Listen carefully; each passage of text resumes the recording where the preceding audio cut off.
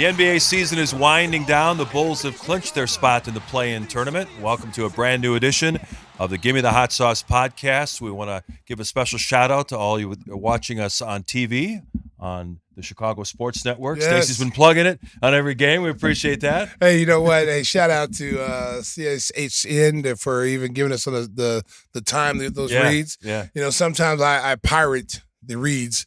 I jump myself in there when I wasn't even supposed to be in there, but they finally gave us some love. There you go. And now we're out there on every Bulls game. So Yeah. shout out to them. Shout out to all our listeners and watchers. We appreciate you because without you guys, this show would not exist. And if you haven't caught us yet on the Chicago Sports Network, our time slot right now is every Tuesday at 4 o'clock. So check out the show there. You can also see it every week on YouTube and, of course, wherever you get your favorite podcast. Whispers is alongside. You still got the headphones on. You all right? Yeah. Oh, my God. I'm just keeping my ears warm. Oh, wow. Also, We had a big rainstorm today. Whispers is trying to stay out of the element. Stacey kept trying to whisper in my ear. I thght it was protection. Oh, my Oh, God. my. Ain't nobody trying to whisper in your Where's ear. the HR when you need I him, didn't know right? that's why my name was Whispers, because he's Oh, always my leaning God. over. He Saying called you stuff. out yesterday. He included you in the promo. And my guy Timmy Whispers. I did not hear it, so I was, Obviously, I'm obviously not a you- subscriber. Obviously, you don't subscribe to the channel, and you would have heard it. Yeah. I gave you a quick shout out. Your name wasn't even on the read, was it, Mark? It was just me and Mark. No. It was me and Mark. and I Stacey threw added you that out in. there. Oh, is that what you were just whispering to me? Okay, let's move on. Trying to help him out. Trying to help you know? out this guy, America. You can't help ignorance. Wow. Oh wow! Sorry. No, he is Okay. one of the smartest guys that I know. He is okay. Okay. He's one of the smartest guys. All jokes aside, he just sometimes is a blonde. Hey, let's talk about the Bulls. We mentioned they clinched the play-in spot after they beat the Toronto Raptors on Tuesday night. They were 9-6 in the month of March. It was interesting. I saw there was a note from the Bulls media relations that they hadn't won 9 games in a month since the Thibodeau era. I mean, that's a long time with going without winning 9 games in a month. So it was impressive to see them pushing the pace, running the ball, making threes, playing exactly the way that they had hoped to at the start of the year. Yeah, I mean, listen. Again, I don't point any fingers at guys like Zach who left. You know, a lot of people said, "Oh, we're better without Zach." You know, listen. Now it's a team game. You know, he wasn't the only problem here. There's a lot of things that went on here. Now guys are playing the way that Billy wants them to play, but you also got to give the 3 guys that came over in those trades and give them some credit too. You know, when you look at a guy like Zach Collins and Kevin Huerter and Trey Jones, look at the impact they've made on this team. Not only are they good in the locker room, they are very good players with high basketball IQ. And so you bring in these guys on the team that know how to play basketball. They know how to move without the basketball. They know how to pass and cut. They know how to read defenses. They know how to shift when you're supposed to rotate and where you're supposed to be.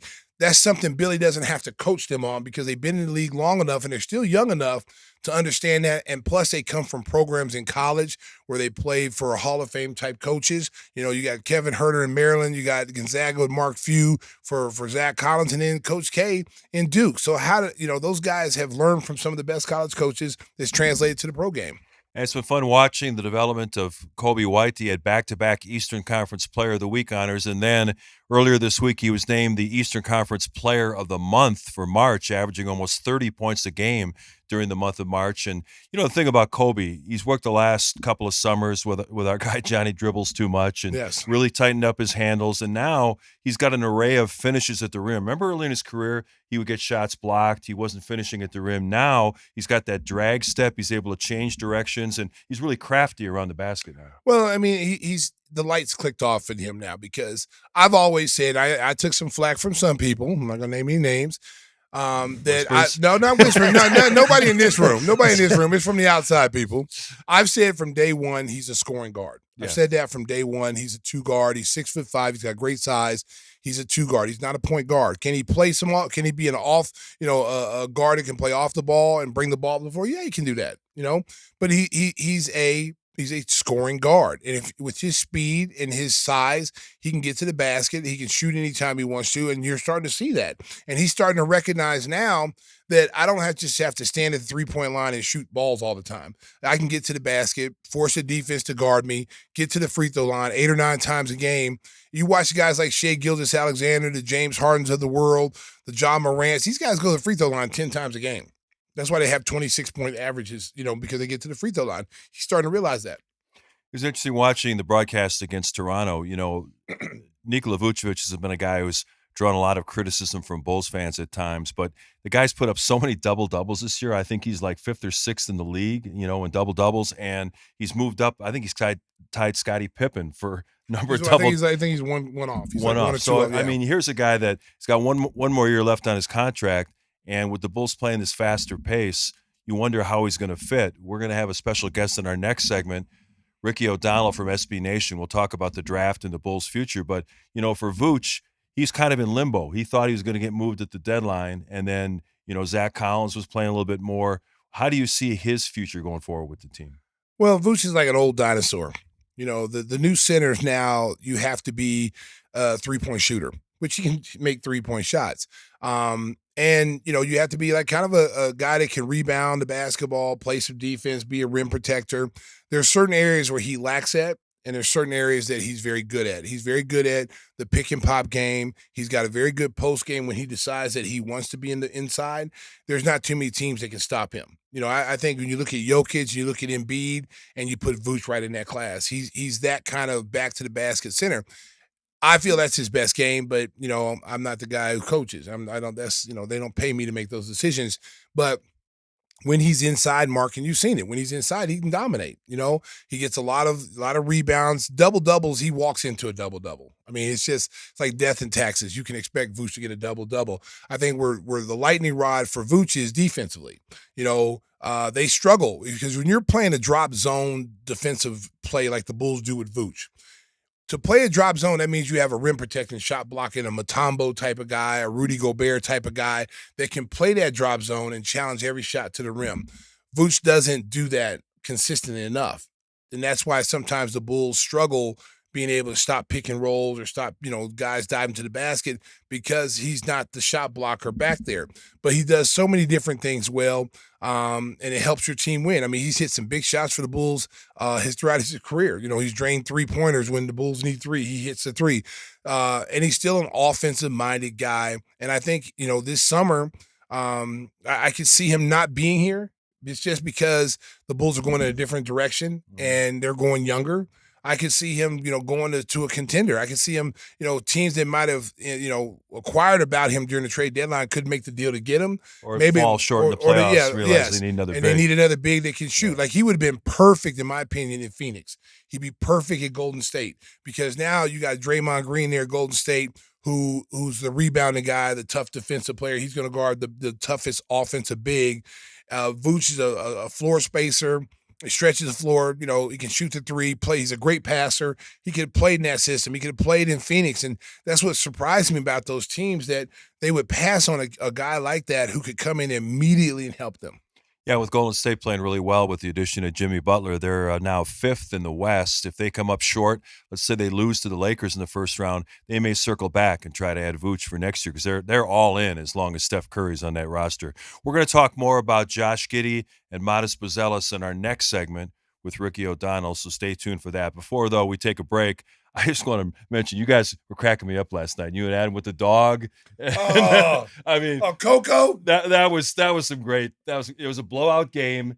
We had a terrible game blowout the other way on Monday, but you guys were funnier than hell yesterday.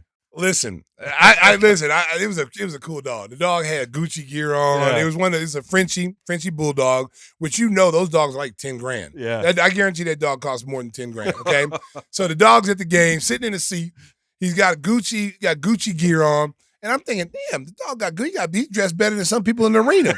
I thought it was bring your dog to a game day. Yeah. So the whole time I'm thinking there's a bunch of dogs in there. So I'm asking the guys in the truck, Russ. I say, Russ, hey, scan around. Let me see the rest of the dogs. Yeah. We're scanning around. There's no dogs in there. No dogs. So they snuck Coco in. They put Coco in some kind of bag. Well-behaved, too. He acted like he'd been there before, and we found out he had. Okay. It's the second time he'd been to the United Center. So we found out that there was no dogs supposed to be allowed. Somebody texted Adam in the middle of the broadcast and said, hey, I worked security there for 30 years. That dog was not supposed to be in there. So we were like, oh, so me and Adam basically snitched on Coco that he was in there illegally. And then the guy with the beard? Yeah. And oh man, hey America, that's when you know when we go straight comedy, that's when you know it's a blowout one way or the other. Okay, so there's a guy last night. I wish we had a picture of it. Yeah. And the guy looked like Tom Hanks. Yeah, he did. And he looked like Tom Hanks in Forrest Gump. When he was running across the world, and he had his huge beard. He had his huge beard, and they just flashed on him. And everything comes out of my mouth is instinctive. Like I don't sit home and make this stuff up. Right. So when I saw him, that's immediately what I thought. Or he was in the witness protection program. Yeah, snitching on him. Yeah, he just got caught in the witness program. We just outed him out, me and Adam. So, but listen, you got to have fun, and I listen. I love the Bulls because. Working for the Bulls, they allow us to be ourselves. Sure. They don't put brackets on us. We don't have anybody over our shoulder telling us you can't do this, you can't say this. They allow us to call the game the way we call the game, and they allow us to be ourselves. And it's so fun going where you've been part of it, Mark. You do it like we don't ever get. We have fun. We have fun at what we do. And the crowd, the fans love it. Our fan base loves it. And, of course, you like to be on the blow. We're blowing someone out end of it, not when we're getting blown out. But when you're getting blown out, you gotta eat up some airtime somehow. That's for sure. Because people are changing the channel. Yeah. So you got to keep people interested. And our fan base is very loyal. Bulls Nation is very loyal. We appreciate that, and we appreciate they always give us love. Everywhere we go, no matter whatever arena we go to, Twitter, social media. Our fan base loves all of us. You two, Adam, me, Neil. When Neil just did a game too. They love our broadcasters, and it's really nice that they compliment you in a lot of different ways. So thank you. Whispers who get a kick out of this. Stacy was being approached by all kinds of people in Oklahoma City, and one of the gentlemen came up to him and said, "I was your economics professor." Oh boy! And we discussed that in the fourth quarter because the Bulls were losing by 40 points. But what are the odds of a guy that was your economics teacher coming up to you? Well, I didn't even recognize him for a second because that was my freshman year. Yeah. So I thought it was an assassination attempt. So I didn't know. So I just saw a dude for no security stopping him. Right. He just coming to the table. You remember you saw him, Mark? Yeah. Oh yeah. He just came to the table. So I'm over there I always carry like a little weapon just in case I got to hit somebody in the neck with it in the jugular. Yeah. I learned that from the Born Identity. So if I have these little things I carry just in case I got to jab somebody real quick like I'm in a shower in a prison. Okay, I'm gonna shank you. So I didn't know. So he was coming, Mark, and I'm like, oh, is anybody gonna stop this guy? I don't know this dude. Stacy. I was like, oh Lord, let me get my shank ready. I was like, I'm gonna take him down. And Mark's on the other side of me, so he ain't gonna be able to stop him because he's on the other side of me. So I'm like, oh God, who's this dude, right? So Stacy, he's an African teacher. Yeah. And so it was, and when he told me who he was, I knew automatically who it was because when I took the guy's class as a freshman, economics class as a freshman, the one thing he would always tell me, he's like, you're an athlete, I'm not going to cut you any breaks. You got to come to class, boom, boom, boom, boom. And he gave me that same spiel, So I was like, I'm going to be in class every day. You don't got to worry about that. I'll be in class every single day. I have my homework, whatever. And he was very skeptical because most athletes don't go to class. Most athletes has, I don't know the statute of limitations, but, some people didn't go to class and they had people do work for them. But you were on the dean's list. I was on the dean's honor roll, okay? Not just once. 4 years already. I just want to throw that out there. I'm highly intelligent. Whispers. I'm highly. See, that's another thing. That's another thing. See, Mark in the broadcast said the same thing. I know. He was very skeptical. The look in Mark's face when I said that, it hurt me. It hurt me. Could we ask you some questions on some economic theories? Sure. Oh, really? Yeah. Can you just explain something like supply and demand to us? Yeah, supply and demand. I have the supply and I'm also in demand. When people say Stacey King, I thought they want me. They don't say Stacey you two. Say, I'm demand. Listen, exactly. I'm the supply and I'm in demand. So to answer your question, smart ass, that's where I am. I'm the supply and demand. All right, could you explain tariffs to our listeners out there? Okay, let me tell you something. See, I'm not even going there. I'm not going into politics. I'm just explaining it. I didn't say politics. He's trying to drag me into something, just to prove a point. Yeah. So I'm smart enough. That's what I'm saying. I'm smart enough, Mark. Because people are running him off the road with his Tesla. Yeah, because he has a Tesla. What's the name of that truck you have? Well, my license plates say tariffs too. That doesn't help at all. So he's got the America. He's got the big truck from Tesla, right? And he's catching hell for it. People are attacking him. On the street. If you see him on the street, throw an egg in his car for having that car. Throw an egg, do something, run him off the road. I enjoy the drawings of male genitalia in the dirt, so that's why I don't wash it, because it's a rough that graffiti. It's is rough. great. It's rough. But see, when you're walking around that big old car like that, and as other Americans, we're driving Hondas. We're driving Hyundais, and you got a big Tesla that costs $100,000 car. I'm upset too, America. Oh, Jesus. America, I'm upset. I'm upset too. I drive a Honda. Mark drives a Hyundai, and we're upset. That's all we can afford. That's all we can afford. We don't make this money this guy makes. Yeah. So if you see Whispers on the road, throw an egg at his car, say screw you. We want American-made cars. Just throw eggs at him. Do whatever you got. Throw some wet noodles on him. I don't care. Do something to the guy. Oh man, I think it's definitely time to take a break. We're gonna towel off, bring in Ricky O'Donnell, but first we want to tell a guy who runs the business the way it should be run. That is our guy Jeff Vukovich. He can take care of all your insurance needs, auto, home, and business. Make sure to reach out to our guy Jeff Vukovich. You can reach him at jeffvuk.com. The phone number 847-825. 4783. Stacy, the jingle. Nationwide is on your side. Jeff won't insure a Tesla anymore. Oh, really? I'm kidding. Yeah. Okay. Yeah, there you go. He's not. Hey, like I said, you see Whispers out there, and it's the same color. He don't have no different color. America, it's the color that he bought.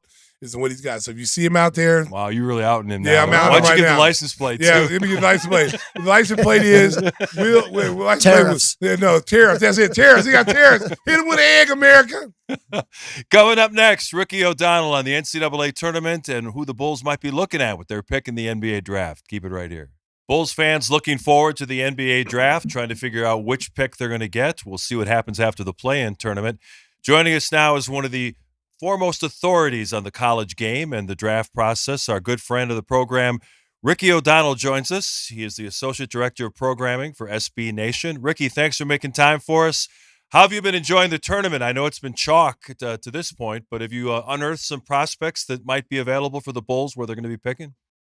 Yeah, let's say the best is yet to come for this NCAA tournament. No Cinderellas, only one buzzer beater thanks to Derek Queen this year, but we have an incredible Final Four. For the first time since 2008, it's all the number one seeds. I believe that was D-Rose at Memphis, right? Last time. Yep. It was all number one seeds, and that certainly produced an amazing championship game back in the day. So I think that we're set for an awesome Final Four. It's going to be a really great test to see Duke's NBA prospects against Houston's aggressive ball screen defense. Can't wait to see how Cooper Flagg and Con Knipple can handle that ball pressure from Houston. And on the other side, Auburn, Florida, just two veteran, really good teams. Both of them have NBA prospects probably at the end of the first round, early second round. So while this hasn't been the most exciting tournament to this point, I think that the Final Four is going to be awesome, and we should be in for a great title game either way on Monday night. Yeah, I'm looking forward to seeing the Houston Cougars. I mean, they've had they're probably one of the best defensive teams in the country. They've always been the last 3 or 4 years, really a really good defensive team. They lost Shed last year, which I thought really hurt their chances of winning the national championship. I think had he been healthy, that might have been a different outcome. I think this year they're more experienced. It's going to be interesting to see going up against 4, Duke prospects that are probably going to be in the top 10, top 15 players in the draft. I mean, they probably have the most lottery picks basically in this year's draft. Is that a far-fetched thought process with that? No, Duke's got 3 top 10 picks for sure. Cooper Flagg, obviously the no-brainer number 1 overall pick. Maybe the best American-born basketball prospect since LeBron James. He's at least put his name in the discussion for that lofty title. I love Kaman Malawak, the young protege of Luol Deng. Discovered him in South Sudan. He already played in the Olympics at 17 years old. That would be my dream pick for the Bulls. Kaman Malawak is so fun to watch. And, you got to credit Con Knipple, too. One of the most overqualified third scorers, a Midwestern boy from Milwaukee.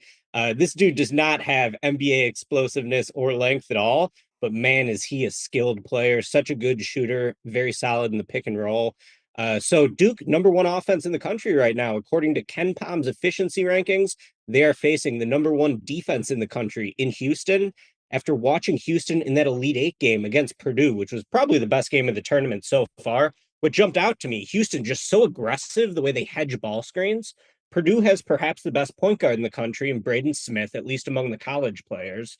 And he did a great job, like keeping his dribble alive, stringing it out to hit open shooters, and to really get the defense moving. Now, Duke doesn't have a natural point guard like that. They let Flagg and Knipple handle their playmaking duties as, 6'9", 6'7" freshmen. So I'm very interested to see, how, if this Houston defense can sort of expose some of the ball handling limitations that Flagg and Knipple have, or if those guys just pick them apart. So it's going to be an amazing game, and I can't wait to watch it Saturday night. What do you think about the job that John Shire has done as head coach? He's a local guy, of course, was a big star at Glenbrook North and played at Duke. One of the toughest things in the world is to follow a legend like Mike Krzyzewski. He's got the team back in the Final Four, still a young coach developing. How do you think he's handled this talented group this season? He's killing it. He's been amazing. I mean, I think this is the best Duke trio I've seen.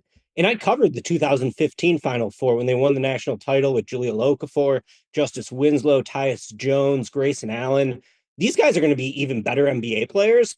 Of course, to sort of get that title, you got to win the national title. So they have two more wins to go. But I think Shire's done an amazing job, and really the underrated hire from Duke in this NIL era. They hired the head of the Nike EYBL circuit. Her name's Rachel Baker. She is their GM. And it is no surprise that Duke, as the flagship Nike school, is now landing the best player on the Nike EYBL circuit every single year. It was Cooper Flagg this year. Next year, it's Cameron Boozer, Carlos's son. And, the Duke machine is going to keep churning because they got that Nike connection, baby. And, the development gets outsourced to the shoe companies at the high school level. And those players are being fed into Duke when John Shire wants them. So I think they are going to continue to have a lot of success for John Shire. It is crazy to me that the Duke coach is younger than I am, but he is cooking. He could be in that job for a long, long time.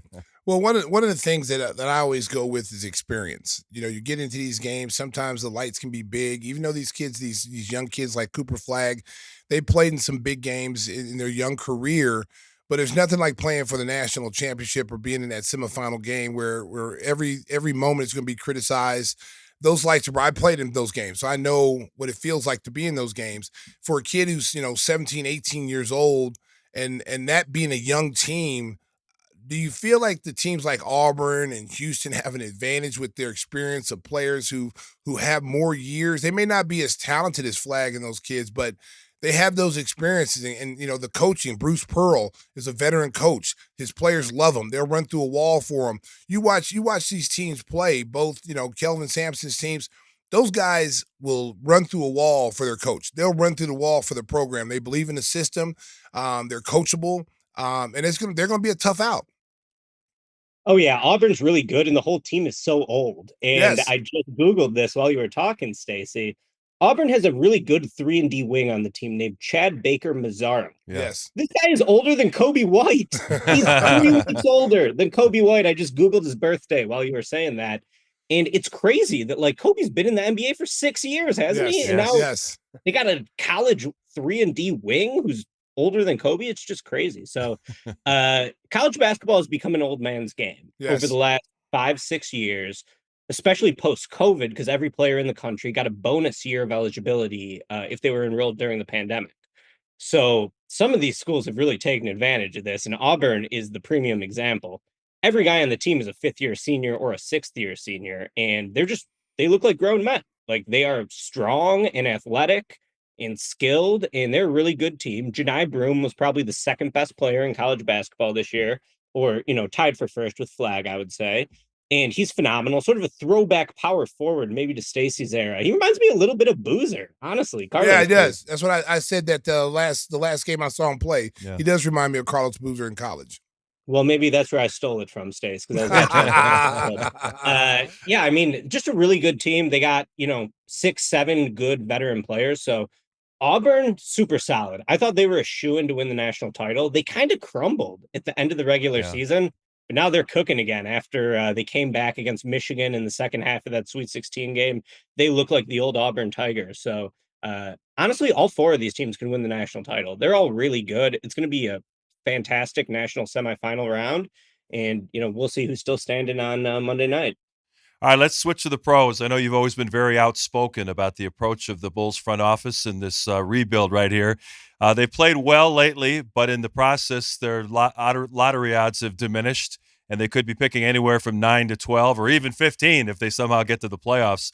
What's your take on the players that might be available in that range and the overall philosophy of trying to build through trades rather than focusing on the draft? It's going to be 15, baby. The Bulls are going to the playoffs. You can't stop this locomotive right Stacey's now. going to be working some more games. I agree with that. I said it. They're going to win. They're going to win their playing games. They're very capable of winning those 2 playing games.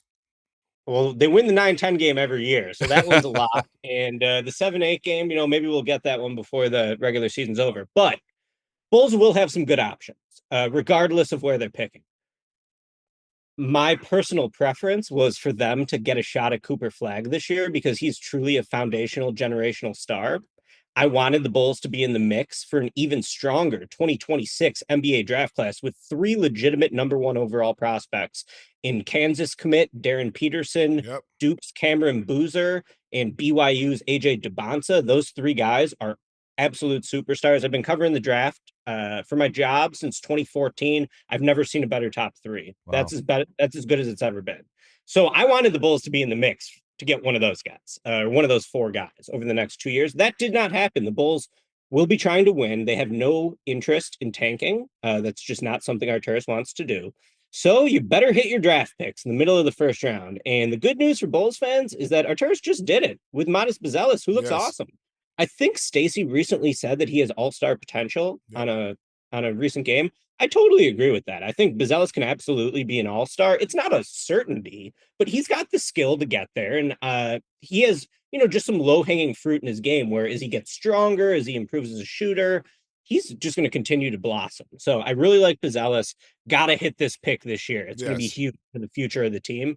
My dream was Kaman Malwa. For the Luol Deng connections, just to give the Bulls a huge 7-2 center, a 9-9 standing reach, higher than Wemby for standing reach. Unbelievable. Malawak, the Bulls have probably played themselves out of Malawak's range with this little March hot streak. So that's a bit of a bummer, but that's okay. There'll still be good players available. First name that jumps out, how about Derek Queen? Derek Queen from Maryland hit the buzzer beater in the Sweet 16.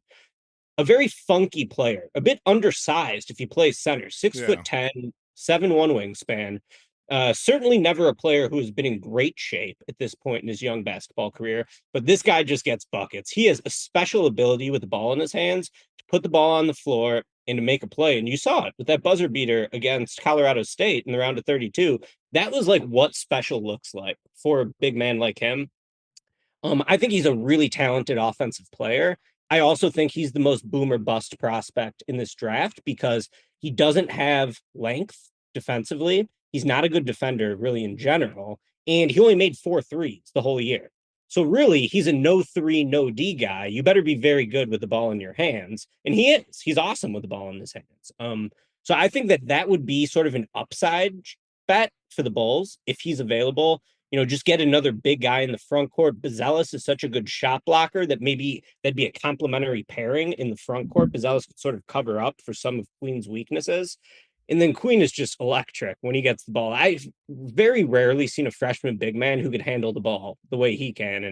And so strong, plays with a high motor on offense. He just has a great sense of initiating contact offensively. And guys just bounce off him because he's so strong. So I like Derek Queen. And then the other name I'll mention is Colin Murray Boyles, a center out of South Carolina. South Carolina was horrible this year, so you may not have seen Colin Murray Boyles. I didn't see him at all. This guy went through the gauntlet in the SEC, though, because the SEC was probably the toughest conference of all time this year. He's South Carolina's best player. Very interesting NBA translation. 6'7" big man who doesn't shoot threes. The obvious comp for him that has been widely made is Draymond Green. Now, when I hear a Draymond Green comp, I am immediately skeptical because Green is such a unique, singular talent that it's sort of hard to replicate what Draymond has done so well. But Colin Murray Boyles checks a lot of those same boxes. I think from a big picture perspective, he's the second best defensive prospect in this class behind Flagg. just a monster defender. Like, he may be short, but he's got long arms, 7'1" wingspan, low center of gravity, very strong. You can't move him on the block. I like his off-ball defense even more. He's very quick at making his rotations. His defensive awareness is fantastic, and he has great hands. He just rips the ball away from guys defensively. Now, on offense, he doesn't shoot, which is an issue, but he's a very good passer. Put this guy in the short role, him and Giddy potentially running pick and roll. Obviously, Draymond has made his living offensively as a short roll passer, and Colin Murray Boyles can absolutely do that. Very high IQ player, and he's a good athlete too. Like, he can like drive to the rim, bully you, put the ball on the floor. He is an advanced stats superstar, Colin Murray Boyles. So, the Bulls, they never really go for the huge center with Karnisovas. Right. They kind of like a skilled finesse center, sort of. They haven't had like a rim runner type like Kaman Malawak since Arturas has become the GM. So I think Colin Murray Boyles could fit their vision of what they like out of a big man playmaking. Hopefully he can shoot it long term. Peter Patton, earn your money, baby. He's the most competent person in the Bulls organization to me. He's been really good. So I like Colin Murray Boyles a lot as well if the Bulls are picking, 15 or 11 or whatever it is. Speaking of Arturas and what he has done, I've been a big fan of how, and I've always said this: if I was in that position, because drafts are hit or miss. You don't know what you're going to get unless you get a Cooper Flag that is a home run. A lot of times it's a hit or miss. It may take a guy 4 or 5 years to even develop into the point where you say, okay, he was worth that pick, like eighth pick in the draft. Okay, like Coby. So, yeah, and you literally, people thought he was a bust. They thought Coby was a bust. The jury's still out on Patrick Williams being, number 4 pick and him not reaching his potential right now. So what Arturas is doing right now is, taking guys off of people's benches that had relative success in the NBA as young players. They've started some games. They've had some success, whether it be on the all-rookie team. And he's been able to put a roster together built off of other people's scraps, basically. Guys who are not playing as much, but they've had success in the league. And I think you're going to see it's not the conventional way to do it, but I think people watching the Bulls' success here in the second half is probably going to have a different approach to that now, because there's a lot of guys, Ricky, that's on people's benches, and this league is all about opportunity, being in the right place at the right time. Sometimes the system may not be right for you, and you put a kid in another system. Tyrese Halliburton, he goes from Sacramento, sharing the backcourt with guys. All of a sudden, they trade him, and he blossoms in Indiana. You see it all over the place. Obi Toppin in Indiana couldn't hardly get any run in New York. He's a big reason, they're having success in Indiana. So there's a ton of those stories. Do you think you'll see other teams take that kind of format and try to do a little bit of that? Because with free agency and, how much money it's costing them, they don't want to go over salary caps. You're able to get some really cheap labor from some very talented kids. Cheap to a certain point, Stacy. We'll see how cheap Josh Giddy is after this season. I think he's going to be making a lot of money. But no, I don't think we'll be seeing more teams do that, because you need superstars in the NBA. It's been a common theme throughout NBA history going back to the 60s. And teams only move off a player if they are too flawed to work with their core. So no one would say the Oklahoma City Thunder are missing Josh Giddy this year. They're the best regular season team in history. And Giddy's had a nice season for the Bulls. Absolutely. Yeah. He's been awesome the last 15 games in particular. But look at how bad the tanking is around the league this year. I mean, these teams are blatantly tanking to a point where I've never seen before. The Raptors won't even play their starters after the first 20 minutes of the game. It's totally crazy. And I think that that's just because you need star power. And whoever gets Cooper Flag, they have that franchise star for the next, 10, 15 years, they hope. And then next year, you got 3 guys who I think fit that description. And obviously, most of these teams are going to come away disappointed. Like, only one team is going to get Flag. Whoever gets the second pick, I really like Dylan Harper, Ron Harper's kid. I think he's going to be awesome, but he's not anywhere near Flag's level, and he's probably not a franchise player. Maybe he can be an all-star one day, but he's probably not a true franchise guy. So you're bound to come away disappointed, but I still think that, you need superstars at the end of the day. The draft is the best place to get them. And for the Bulls, it's going to put them in a position where I think they're probably going to have to make a trade again, like they did, previously, to trade multiple picks for Vooch, because unless Coby or Giddy or Modest really develops into a franchise player, you're going to have a situation where you still need that guy. So you can get them by signing them in free agency, by trading for them, or by drafting them. Those are the only three ways you can get players in the league. And so, yeah, I mean, the Bulls model is interesting. I do think that the Bulls are owed some good luck from the NBA draft lottery gods for trying to do this in an ethical way. Like, Yes. they're not shamelessly tanking like these vile losers all around them at the bottom of the standings. They're doing their best, but only one team's going to get flagged. Whoever gets them is going to be feeling pretty good. Could you imagine if they were able to get flagged and you pairing him with Modest? And I believe Modest is more of a small forward than a power forward. And you play flag as your 4, and then you're able to, you got guys like, Zach Collins that can play center. You got, Jalen Smith can play center. Those two kids are your cornerstones for the next 10 years at those positions. You're locked in with these kids, phenomenal athletic bigs that are pretty much positionless. Totally. Yeah. And I've been saying that Buzelis is kind of like a junior version of Flag. I've said that from day one. I've said he's like, it's like, 1 and 1A. I mean, Flag is more bigger, more, physical presence. But as far as his skill set, I would even say Modest has a little bit more skill set.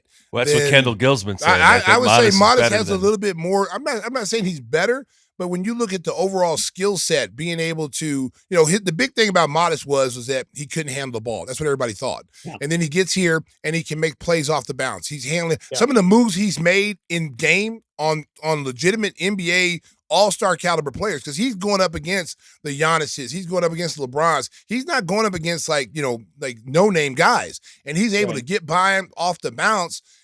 I'm sitting there like, holy, who rated this kid? Like, who said this kid had no handles? Because whoever said he should be fired, because there's a lot of GMs probably punching the air right now saying, hey, you know what? We should have got this kid. This kid, he should have easily been the number 1 pick, easily. And if Billy would have played him in the beginning of the season, he might be rookie of the year. Yeah, I actually think Billy's done a good job with Modest, but obviously as a fan, I've been frustrated. I'm like, let me see Modest play. It's like the best reason to watch the team. I had Modest as my number 1 player on my early 2024 draft board, which I published the day after the 2023 draft. I do this story every year, my early draft board. I watch all the high school prospects. I'll do it again this year. Darren Peterson will be number 1 over Cameron Boozer and AJ DeBonsa. And, 2 years ago, I said Modest is the guy. And I really liked his handle. I think his handle is better than Flag's. Flag probably does everything else better. And Flag is amazing, and he's 2 years younger than Modest, which is just insane. But Modest is really good. And Bulls got to, get one more quality young piece in this draft. And they're going to have some good options. So, the Lithuanian connection could be strong with Kasparas Yakachonis out of Illinois. I think he could still be available at 10 for the Bulls. I've been preparing myself for a Domantas Sabonis trade, which I do not want, but it seems like it's definitely going to happen, is my conspiracy theory.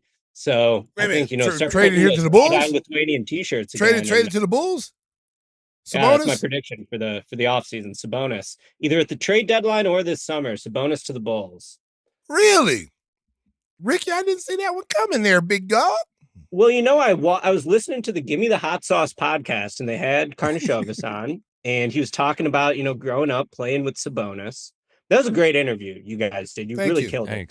That was, I learned a lot in that interview about Arturas. I think that you guys really revealed some stuff about him that I didn't realize before. And part of it was what he played with Arvydas, right? Early in his career. So I could just see that happening. Seems like the type of center that Arturas likes. And the Bulls and the Kings like to make trades. That's happened, a few times now. So that's my bold prediction for the offseason. I would prefer to stay the course. Let's keep these first round picks. Let's see if we can hit some picks like they did with Buzelis this year. And yeah, we'll see where the Bulls are picking here, but it's a pretty deep draft. I'm going to say it's like a big picture draft take. I think throughout the lottery, the talent is solid. Certainly there's some players who I'm like less high on and higher on, but like even someone like Jason Richardson's son from Michigan State this year, he's small is the only knock on him. Yeah. But oh my God, is he good? Like as soon as Izzo finally started playing him, it was just so clear. He's like by far the best player on the team. He's an automatic 3-point shooter. He's like he's not like his dad's athleticism, because his dad was nasty, but he's pretty athletic in terms of his body control and his flexibility around the hoop. So even like Jace Williams would be good. Jonas, I think, would be a good pick, even though he has some limitations. But he's got a lot of skill too, coming out of Illinois. So there's a lot of good potential picks here for the Bulls. What if we okay, so let's just say, because I feel the Bulls are going to be able to win both of their games in this play-in tournament. So now that drops us out of the top 10. Okay, it puts us down now where we really didn't want to be, but we're there. Okay, so let's say we're 15. Okay, we're out of the lottery. We're 15. What's available for us that we could find someone at that value that would be worth us taking and say, okay, this is another piece that we can use? Totally, yeah. Now, it depends how the board plays out, but I'll name a few guys. I don't think my boy, Joliet native, Jeremiah Fears, is still going to be on the board at 15 in Oklahoma soon. Oklahoma, yeah. Yes. But man, he would have been fun. Yes. His handle is so slippery. I don't think I've seen a 17-year-old or 18-year-old with that type of handle before. He gets wherever he wants on the floor. So fast, ability to change directions. Probably won't be there at 15, but he's one name I'd throw out there.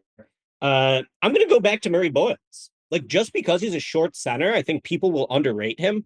Don't look at that. Look at the fact that he is insanely impactful defensively. If you go by this catch-all stat BPM, which generally does a good job approximating player value in college basketball, Murray Boyles was a top 5 player this year. He was that good as a freshman too, but he didn't play until the middle of the season. So he came back for his sophomore year, really could have been a first rounder last year. I love Colin Murray Boyles. If we want the Draymond clone and you got the 15th pick in the draft, you're not going to get a very well-rounded prospect at the 15th pick. You're going to get a guy who has some warts. So I'll take the undersized center who's just strong as hell and super smart and a good passer. And then we hope Peter Patton could teach him how to shoot, and then you're good to go. So I think Murray Boyles is maybe the guy I'd favor the most at 15.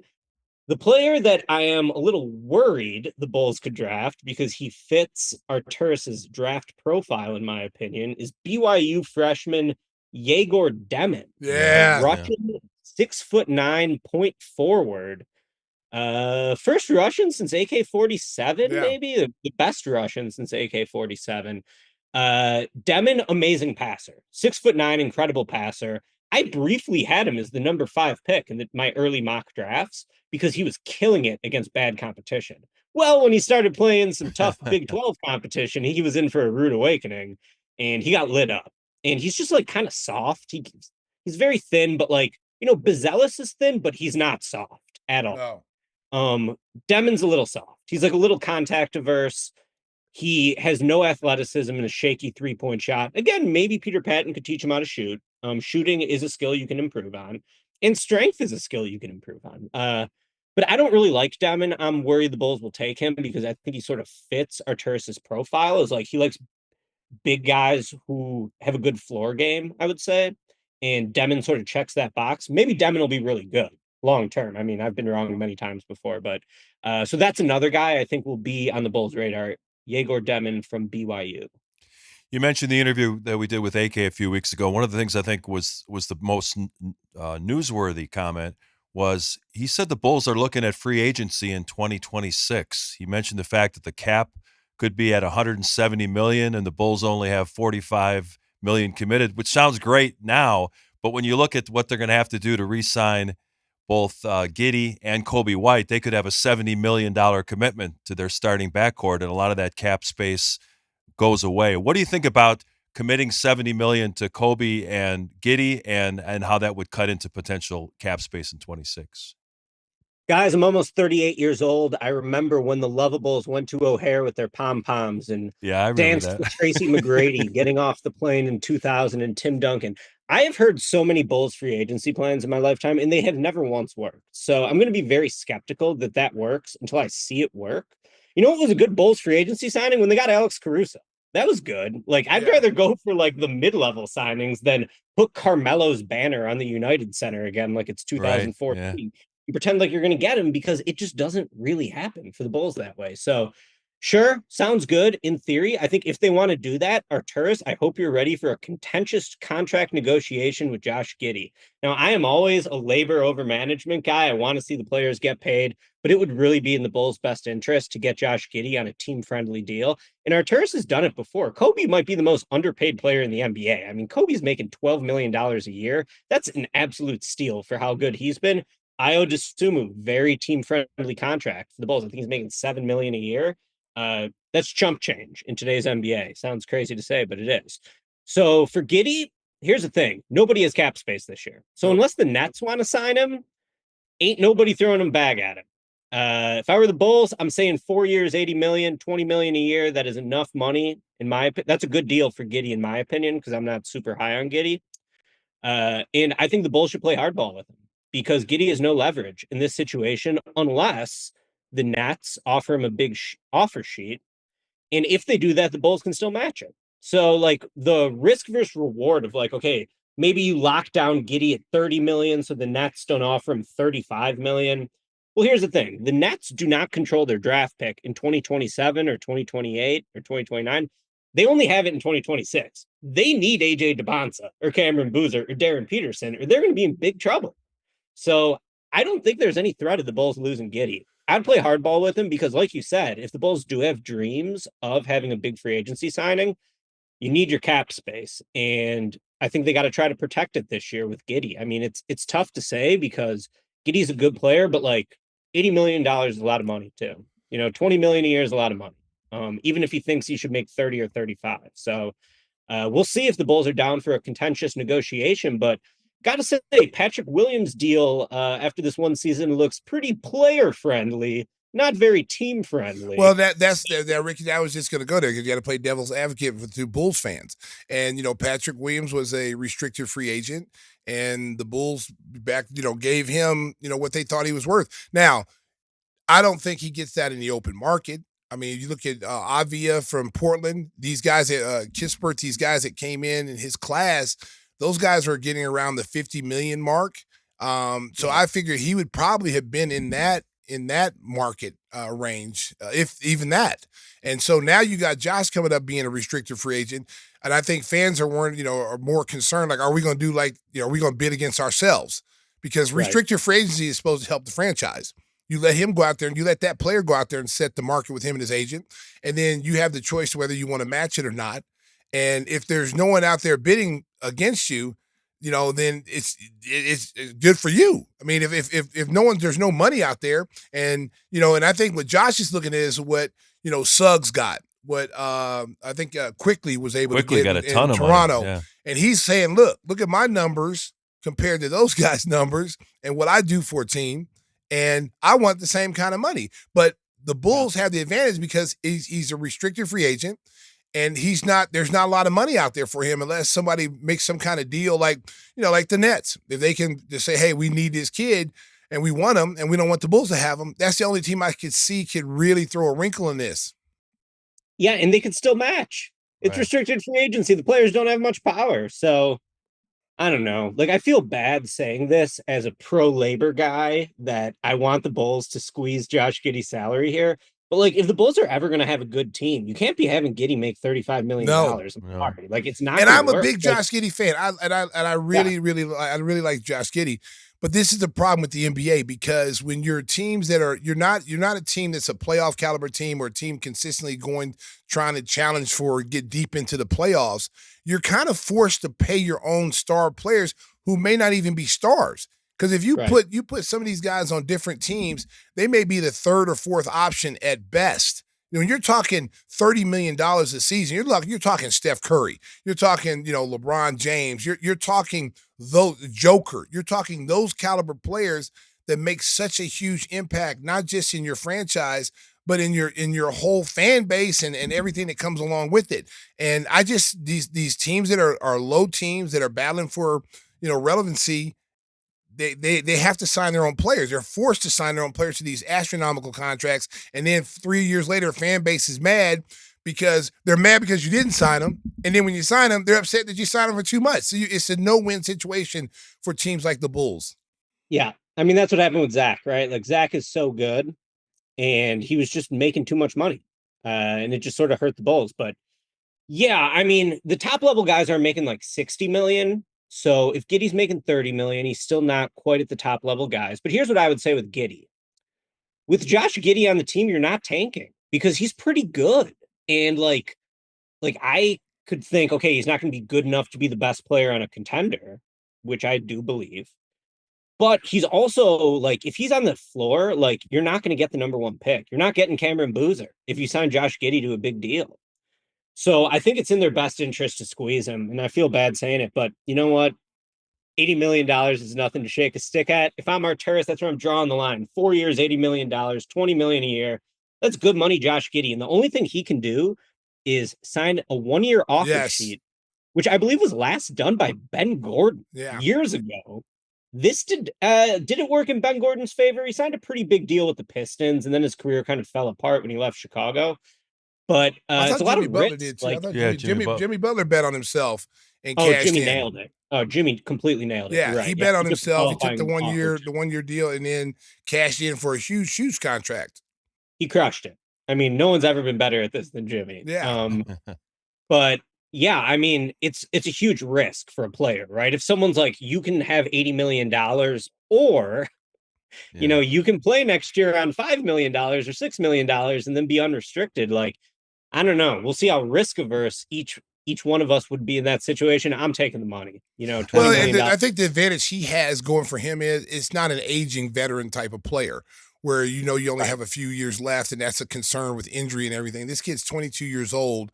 He's got a lot of experience. And he's a guy that if he did do the 1 year deal and says, you know, I'm going to bet on myself, and then he turns out and has a season like he's having now here in the second half, now you're looking at, whoa, you know, now he's going to go out there and command that crazy money if he plays the way he's playing right now on a 1 year deal.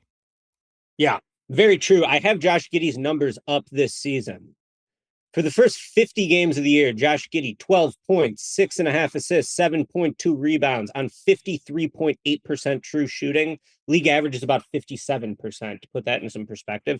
The last 15 games, Josh Giddy, 21.5 points a game, 8.5 assists, 9.8 rebounds on 64% true shooting. So he's been playing awesome, but you know what?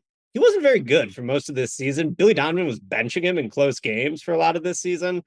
So I'm a little skeptical of this Josh Giddy March run. Prove me wrong, though, Josh Giddy. Like, let's see you ball out in the play-in tournament. Let's see you get the Bulls in the playoffs. Giddy, his reputation took a big hit in the playoffs last year, right? Like, when the Thunder were playing the Mavericks didn't guard him. That, like, totally ruined Giddy's reputation. So now he's got to build it back up. There's only one time to do it, and it's not in March. These March games don't really matter because teams are either resting their best players for the playoffs or they're actively tanking. So I'm not diminishing how good Giddy has been in the wake of the Zach LaVine trade. He's been awesome. I mean, he looks like a miniature version of Luka out there at times. And the shot against the Lakers was truly an iconic moment. Great call by Stacy, and just like a generally amazing moment that you're not going to get if you're a tanking team. So I'll give that to our Turks. But I would still be a little skeptical about what happens in March, because for the majority of the season, Giddy did not look like a $30 million a year player. I mean, that's crazy. No. We'll see. But here's another thing you have to throw out there too, because Coby White's going to be coming up.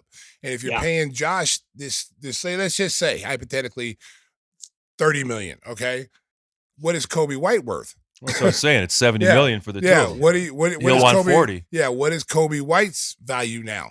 Especially with the way he's played. And he's, you know, Ricky has had a track record where he's gone on these stretches. This is not rare for him, what we're seeing right now. There's been throughout his career from his rookie season where he's gone on these tears where he's gotten 25, 30 points in games, and it's been like it's been throughout his career. So this is not something that's a shock to anybody, what he's doing. Totally.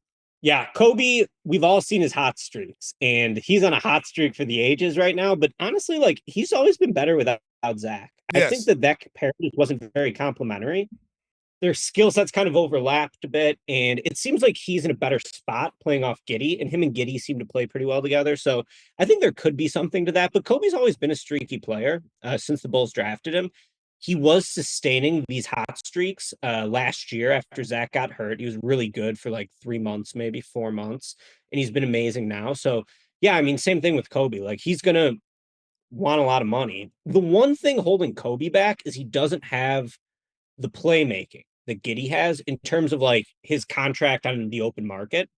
So I really don't know what kind of deal he's going to get because he's so underpaid right now. It's like he signed a team friendly deal already. And you know what? That deal wasn't bad for him because he got whatever, $12 million a year. And now, what is he, 25, 26? He's younger than Chad Baker Mazzara on Auburn. He's going to cash in again. He's going to make an even bigger contract this time. So yeah, and then Io too. Like I think Io is pretty underrated, and like to get Io for 7 million last time was a great contract by Arturis.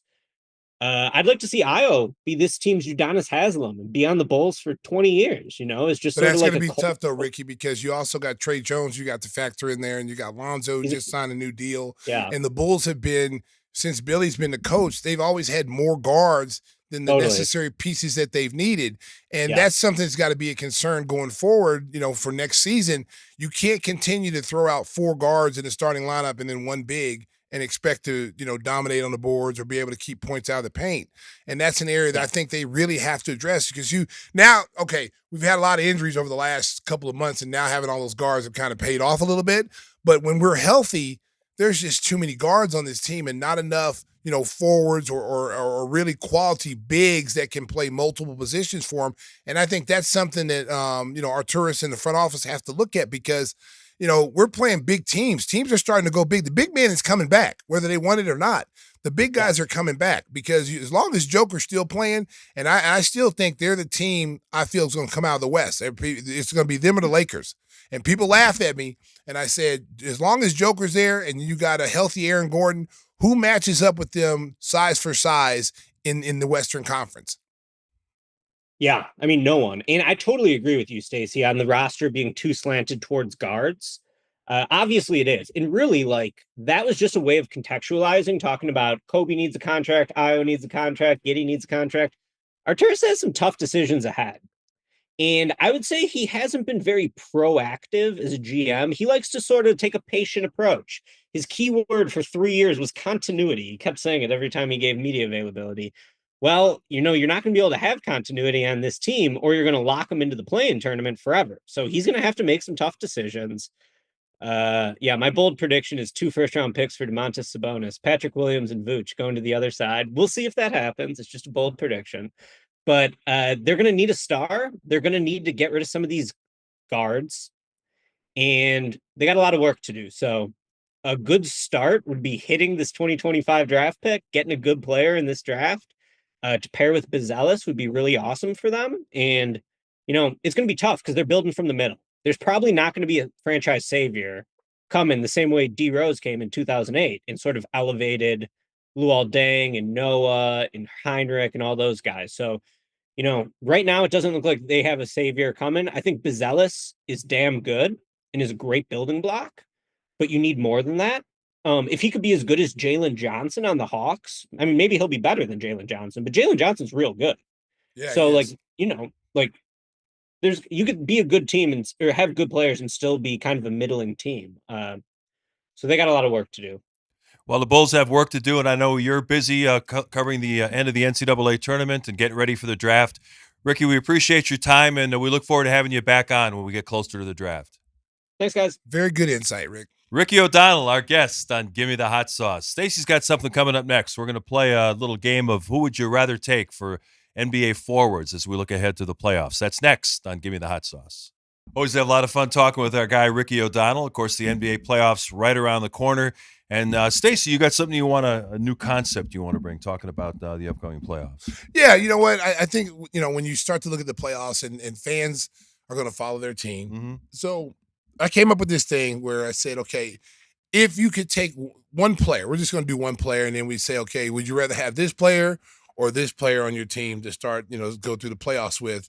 And so this is at their current age. Not their current age, not their prime, their current age where they are right now. If today was the playoff, would you rather have this guy or would you have this guy? All right, so let's start it off. Who would you think would be? I guess LeBron James would be a guy. Yeah, LeBron. We're We're going to start with about. LeBron James. LeBron James, because of his success in the past and what he can do for your team, the many facets that he can bring to a team. Like, he would be important to be a guy still going strong, and he's still going at 40 years old, which I find it hard to believe, but I'm not going to say anything. But we're going to. It's that cocktail. Yeah, I don't know, man. I ain't saying nothing, man. I ain't saying nothing. I don't want to be a cease and desist. You don't want any smoke? Huh? I don't want no smoke. So I say the next person we go with, let's bring it up.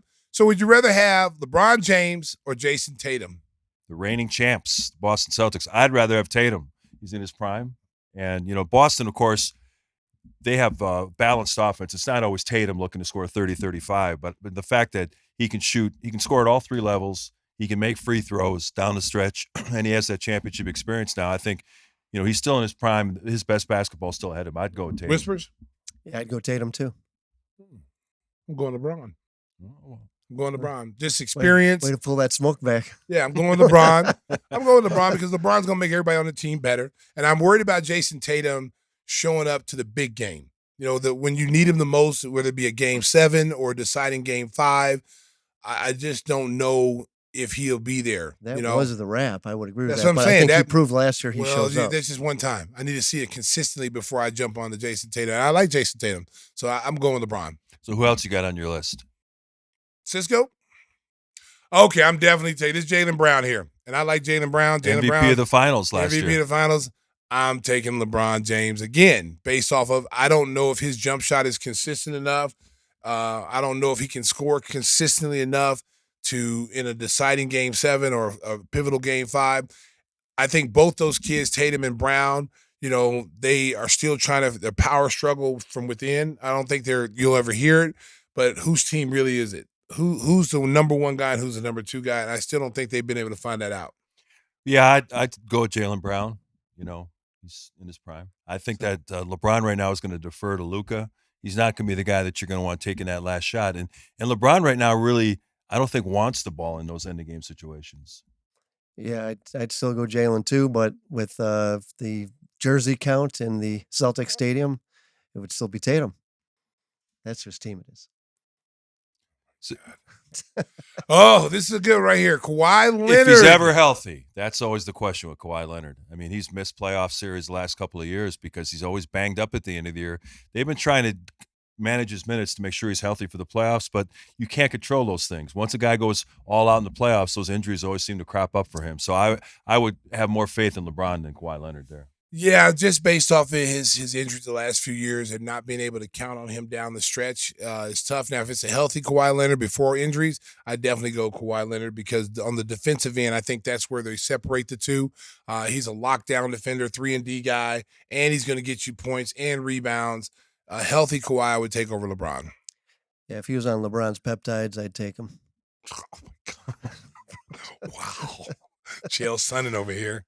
Oh, this Giannis is a good one. Antetokounmpo, the Greek freak, past champion in 2021, but he's been hurt the last couple of years, hasn't been able to play in the playoffs. He's healthy now, but Dame Lillard is out, so he's going to have so much defensive attention on him right now, and his free throw yips have cropped back up. He's only shooting about 60% this year. I'm going with the Greek freak. I'm going just because the fact that he's pretty much unguardable, no matter what you try to do. And watching this kid for the last 5 years, you can game plan against him. You can say, don't, give him the jump shot. He still finds a way to get to the basket. He's still a premier defensive player and rebounder. And I just think he really has that desire to win championships. He's putting up MVP numbers. Yes. I mean, and no one's even talking about him. No. You don't hear his name come up. Not up. even in the discussion. No one's even talking about him, but his numbers are better than they were basically when he was having the MVP. So I'm going with Giannis. Yeah, I'm taking the Greek freak as long as there's no Thanos, and they got to stop him right now from trying to become a GM like LeBron. Yeah, I take Giannis over LeBron, no question about it. Kevin Durant, he rolled his ankle a couple of days ago. I don't think Phoenix is going to even be in the postseason, but he's one of the greatest scorers of all time from that forward position. It all depends on who's on his team, because like right now the match with Booker is not as good as everybody thought it was. Bradley Beal is, and Bradley Beal is he's like, I mean, he's a cone out there. He's a shell of himself. Kevin Durant is a big time scorer, but man, the intangible things I worry about with him. LeBron is going to rebound. He's gonna play defense. He's gonna get everybody shots, and then he's gonna take pressure off everybody else. Kevin doesn't take pressure off everybody else. Guys still feel the pressure. You know what I'm saying? LeBron changes the game because you have to spend so much game plan to stop so many of the different things that he does. With Kevin Durant, it's like what he's going to do. He's going to score. He's going to have a mid-range shot. He's going to get 30 points easily, but I can shut everybody else down because he's not making everybody else better with assists or setting guys up. And that's why I say, depending on who he plays with, if he's playing with Steph Curry, that's a totally different mindset then you go with Kevin Durant in that situation, but not with Phoenix. I'd go with LeBron, even though they're two of the all-time greats for making sour faces. I'd still go with LeBron. LeBron's the king of crying for calls. You got one more, right, Cisco? Jimmy Butler, our guy who's really turned that Golden State Warrior team around. They were kind of floundering below 500, looked like they were headed for the play-in or maybe not making it at all. They've had an excellent record since Jimmy Butler came on board. He is playoff Jimmy. He led Miami to the finals a couple of times, but would you take him over LeBron at this point?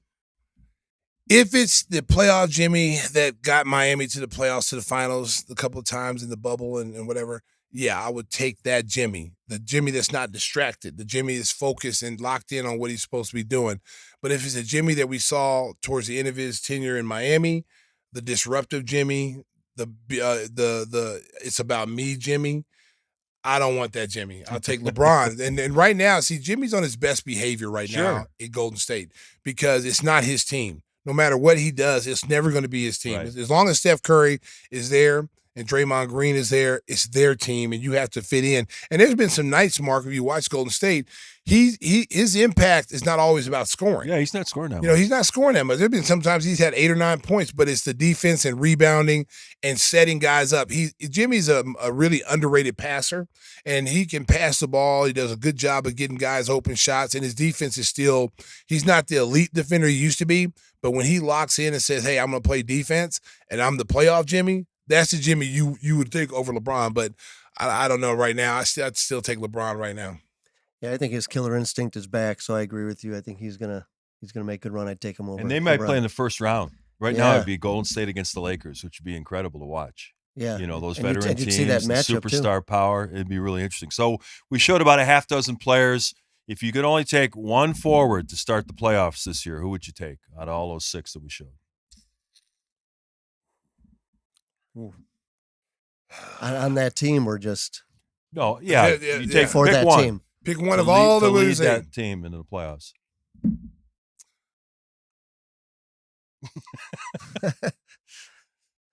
I'm going with Giannis.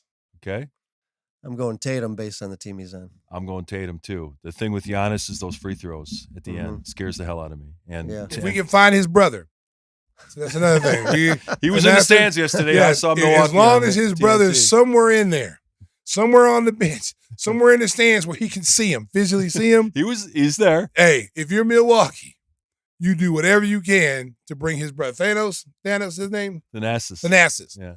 Find a seat for Thanasis on the plane, in the team lunch and dinner, pregame. Have a seat for him, man, because they feed off each other. So Thanasis just snap his fingers and then Giannis can play just like in the movie, huh? Everybody disappears except him and Giannis. They're the only 2 there left in Milwaukee. The whole organization is gone. The players are gone. It's just those 2. And then they're going to get their brother. Wait a minute. Hey, you see his little brother? What's his little brother? Costas in Greece? I haven't seen him play. I know there was a video. There was a video out the other day on him. He was in the Bulls organization briefly. Somebody better go get that kid. Yeah. He looks like Giannis. He's playing, man, is on Twitter. Somebody put a video of him playing a lot of games over in Greece. And I swear to God, when you open your eyes and blink, you think it was Giannis. He's dunking on people, running, blocking shots. I know he didn't get the chance here in the States to show what he actually can do. But playing over in Europe has gave him confidence and given him opportunity to show and blossom into a very good young player. He'd be a flyer. I'd take a flyer on him. It's interesting because he played like 10, 15 games with the Windy City Bulls a couple years ago. He wasn't that good. He didn't stand out. Tall guy. You could see there was some raw ability there, but guys who were older and more experienced were just taking advantage of him. So that's interesting that he's developed. Well, I mean, you go back and look at a lot of these young players that come in here. experience means a lot, against some of these guys. They're not strong enough yet. They haven't figured out the pro game. And if you're not developing these kids and you're not showing them and teaching them, a lot of these coaches, I ain't gonna lie, a lot of these coaches in the NBA are lazy. They hire all these developmental people and they rely on those people to develop those kids. Sometimes as a coach, if you got to this level as a head coach, sometimes you got to roll your sleeve up and you got to tell the kid what you want. You got to get out there and show him what you need him to do. And I get the developmental part of it, having all these different guys. Teams have 100 coaches, and these kids listen to 100 different people. Sometimes as a coach, you got to roll the sleeves up. So it's all part of Stacy's grand plan. We're going to bring Kostas Antetokounmpo back. We're going to sign his younger brother, Alex. We're going to bring Thanasis on as a developmental coach. And here's the key, Mark. We're going to get his mom to work in the kitchen. She's gonna be the head chef, and she's gonna make strictly nothing but Greek meals. We're gonna get there. We're gonna get, because Chicago has a big Greek community. Yeah. We're gonna rally the Greek community over here. And then when the brothers come in, they go, Giannis, it's so nice in Chicago. Yeah. Big city, great food, big Greek community. Mom is cooking up our favorite meals, and they're cooking up for the Bulls. It's so awesome. Come join us. And he's gonna come. He'll come for less money. Yeah. So Stacy's like Thanos now. He's going to snap his fingers and all four. And you know what else too, Mark? Don't be surprised. We heard the big baller say it. Don't be surprised one day you see another ball player on this team. You have 2 balls, LaMelo. He's starting to get unhappy in Charlotte. and the big baller said it could happen, and he wants it to happen. They'll take less money to play with each other, and we've just re-signed Lonzo, baby. The grand plan, courtesy of Stacey King. Before we get out of here, time for What Are We Watching? Whispers, what have you been watching? I watched Wicked. Well, I didn't see the whole thing because at the end I left. Tapped out? Yeah, to go watch something else in a different room. So that's not a great endorsement, no. Then, huh? Well, it's not. It's the high pitched singing. I couldn't take it anymore. It wasn't getting to why she became wicked, and all I could think about is getting a cheeseburger and a tanning booth for. She just looks terrible in it. So thumbs down from Whispers. Thumbs down. Wicked, 2 thumbs down. What do you got, Stace? Bikers with Tom Hardy, the great Tom Hardy, and the bike riders. Okay, yeah, bike riders. So this is about a gang, a biking gang that started off as a club. True story. It's a true story here in Illinois. They're the first. They were before Hell's Angels and all the other bike gangs that came up. And it was started from a guy who used to drive trucks. And they just wanted to, just a little club that they had. Started off with 10 or 15 people in Oak Park. This is where it started. Yeah. And it grew into something like we'd never seen before. Every state had a chapter or something. It was amazing. Tom Hardy again. Just another great performance. I'm a big Tom Hardy fan. Butler too, but he was a little bit like Elvis, wasn't he? I kept seeing Elvis when I saw Austin Butler. Baby. Isn't he in that new Paramount Plus series, Mobland? I think Tom Hardy's gonna be in that too. Yeah, Tom Hardy is a good actor, man. I go back to Rock and Roller when he was in Rock and Roller. Did you ever see Rock and Roller? Yeah. That was a great movie, underrated movie with Gerald Butler, and they had Idris Elba was in that. And if you haven't seen Rock and Roller, go check it out. It's an SK flick. So you must see. It's a great movie. Tom Hardy was a young actor in that. Yeah. He was also in Dunkirk. He didn't even really get to talk. He was just a pilot. Yeah. He was just flying around, but you knew it was Tom Hardy. Yeah. But he didn't get a lot of airtime. But a really good actor, and he played the Craze, the twin brothers. You remember that? Yeah, he played both of them. He played both of them, and that was an awesome movie. Then the MMA movie that he was in, playing the brother that was on the run from the military. MMA fighter. Was it Warriors?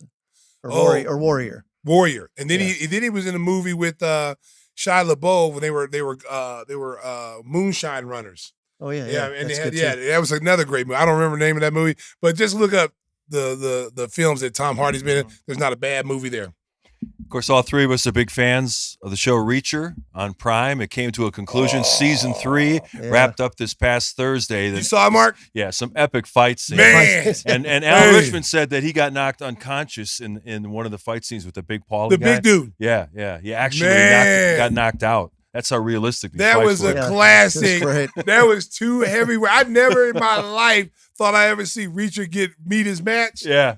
Reacher had to go deep to win this fight. Looked like they both are going to drown and they come back. Yeah, and he came out of the water. You got to be kidding me. Reacher, I'm telling you, man, You knew it was going to be a classic fight when that whole series started. Yeah. Remember when they was in the weight room and the guy was like, they held hands. He said, all right, I'm going to pull your hand, make a fist, and I'm going to try to pull as far as I can. Yeah. So the guy, I'm going to give you resistance. So he pulls the fist Lets down it go, and lets it go and punch him in the face.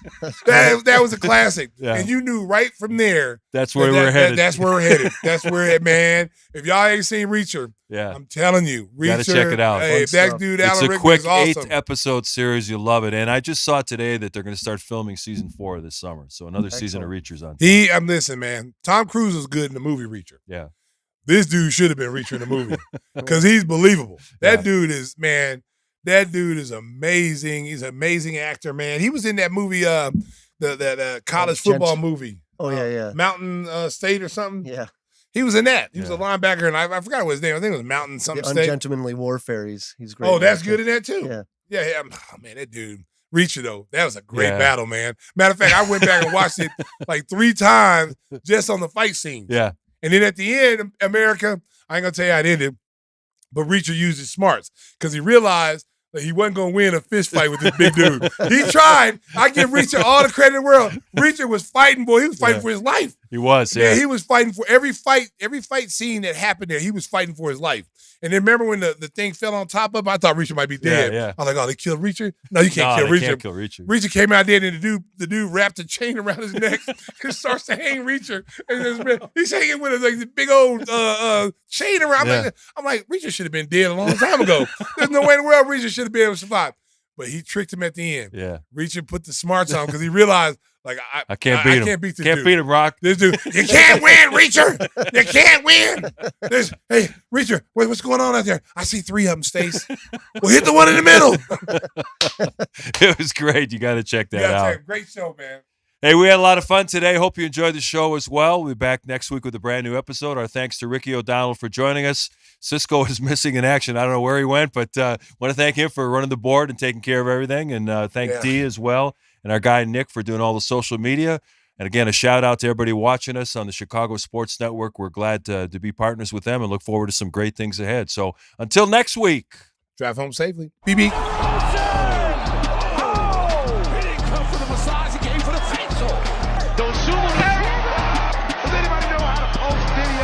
Facebook. There's a block party, right? Did he get the invitation? That's a huge 3! Mustard! Alonzo left alone. Sauce. Able to swerve, bend that corner. That's the last time I'm going to say it. Williams straight on.